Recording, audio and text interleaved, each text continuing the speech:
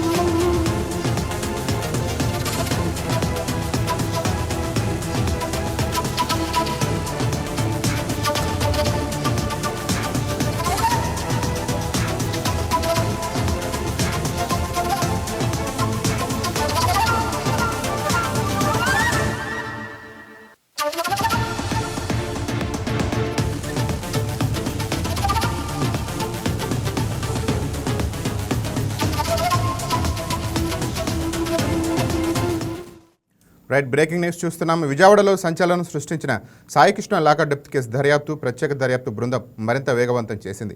ఈ కేసులో ఇప్పటికే సీఐ నాగరాజును అరెస్ట్ చేసిన సిట్ అధికారులు మృతదేహాన్ని మాయం చేసే కుట్రలో మరో ముగ్గురు కీలక పాత్ర పోషించినట్టు గుర్తించినట్టు సమాచారం.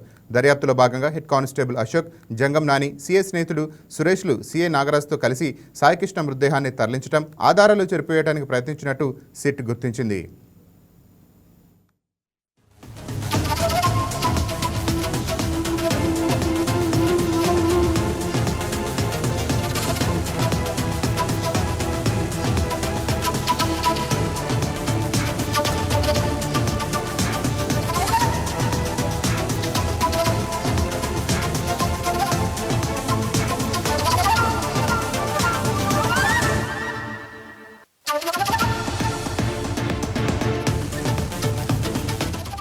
ఇక సీఐ నాగరాజు అరెస్టు అనంతరం హెడ్ కానిస్టేబుల్ అశోక్, నాని అజ్ఞాతంలోకి వెళ్లిపోయారు. అశోక్ ఇంటికి వెళ్లిన సిట్ అధికారులు ఆయన అక్కడ లేకపోవడంతో వెనుదిరిగారు.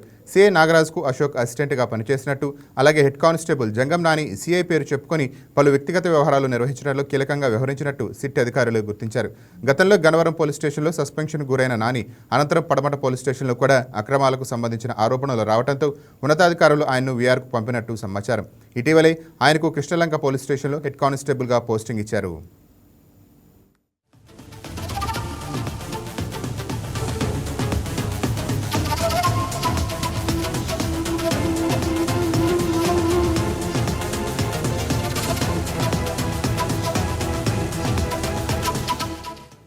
రెడ్డిగా సిట్ దర్యాప్తులో భాగంగా గత నెల 29న సాయికృష్ణ మేనమామ నవరంగను సెటిల్మెంట్ పేరుతో వడ్డేశ్వరానికి తీసుకువెళ్లేందుకు సురేష్, అశోక్, నాని వెళ్లినట్టు వెల్లడైంది. ఈ విషయాన్ని నవరంగ్ స్వయంగా సిట్ అధికారులకు చెప్పారు. దీనికి సంబంధించిన సీసీటీవీ ఫుటేజ్ను కూడా సిట్ అధికారులు స్వాధీనం చేసుకుని పరిశీలిస్తున్నారు.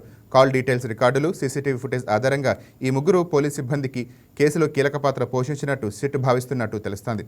ప్రస్తుతం పరారీలో ఉన్న అశోక్, నాని, సురేష్ల కోసం ప్రత్యేక బృందాలు గాలింపు చర్యలు చేపట్టాయి. అయితే ఈ ఆరోపణలపై తుది నిర్ణయం దర్యాప్తు పూర్తయ్యాక చట్టపరమైన ప్రక్రియ అనంతరం మాత్రమే స్పష్టత రానుంది. ప్రస్తుతం సిట్ అన్ని కోణాల దర్యాప్తు కొనసాగిస్తోంది.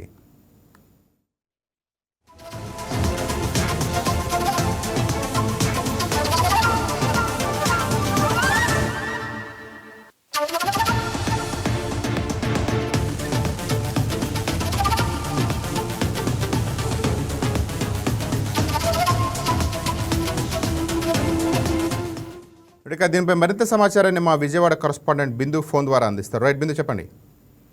రైట్ నాని, రాష్ట్ర వ్యాప్తంగా సంచలనంగా మారిన సాయికృష్ణ మిస్సింగ్ కేసులో రోజుకు ఒక కొత్త మలుపు తిరుగుతుందనే చెప్పుకోవచ్చు. సాయికృష్ణ మిస్సింగ్ కేసుకి సంబంధించి ప్రధానంగా సిఐ నాగరాజుని సిట్ అధికారులు అదుపులోకి తీసుకున్నారు. అదేవిధంగా సిట్ కార్యాలయం కూడా ప్రశ్నల వర్షం కురిపించారు. ఈ నేపథ్యంలో ఒక్క ప్రశ్నకు కూడా సిఐ నాగరాజు ఆన్సర్ ఇచ్చిన నేపథ్యం కనిపించట్లేదు. అదేవిధంగా సిఐ నాగరాజుని ప్రశ్నిస్తుండగా ప్రతి ఒక్క సాంకేతిక పరమైన ఆధారాలను పెట్టుకొని మాత్రమే సిఐని ప్రశ్నించారు. అయినప్పటికీ కూడా ఆయన ఎటువంటి సమాధానం ఇవ్వలేదు. వాంగ్మూలంలో కూడా అదే రికార్డ్ అయింది.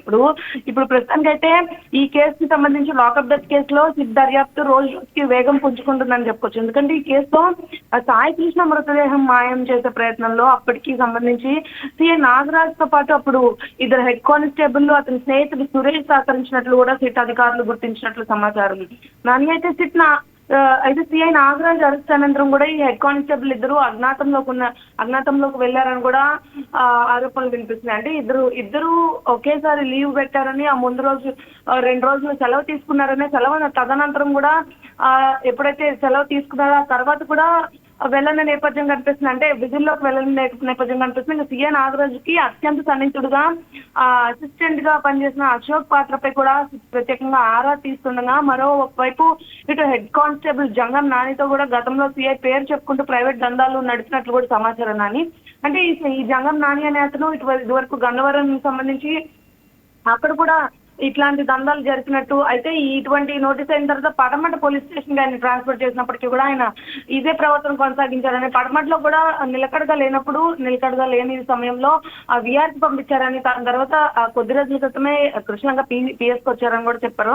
అయితే గన్నవరం పోలీస్ స్టేషన్ లో విధులు నిర్వహిస్తున్నప్పుడు కూడా అదే సమయంలో సస్పెన్షన్ గురయ్యారు ఈ జంగం నాని అనే వ్యక్తి. అయితే ఇతని పాత్ర కూడా ఈ సాయికృష్ణ మిస్సింగ్ కేసులో ఉందని కూడా తెలుస్తుంది. అయితే ఈ అక్రమ ఆరోపణల నేపథ్యంలో ఉన్నతాధికారులకు సంబంధించి పూర్తిగా అంటే ఈ ఏదైతే సిట్ విచారణ జరిపించిందో ఒక రిమాండ్ రిపోర్ట్ అనేది ఇచ్చింది. దాంట్లో సగభాగం మాత్రమే ఏదైతే విచారణ ఉందో అది మాత్రమే జరిగింది. ఇంకో 2వ భాగం జరగాల్సి ఉంటుంది. జరగాలంటే సీఐ నాగరాజ్ ఖచ్చితంగా రిమాండ్కి ఇవ్వాలని చెప్పేసి అడిగారు. ప్రస్తుతం ఈ కేసుకు సంబంధించి అంటే ఈ వ్యవహారాలకు సంబంధించి ప్రతి ఒక్కరి పాత్రపై కూడా సిట్ అధికారులు లోతుగా దర్యాప్తు కొనసాగిస్తూ కీలక ఆధారాలు అయితే సేకరిస్తున్నారు. Right, thank you Bindu.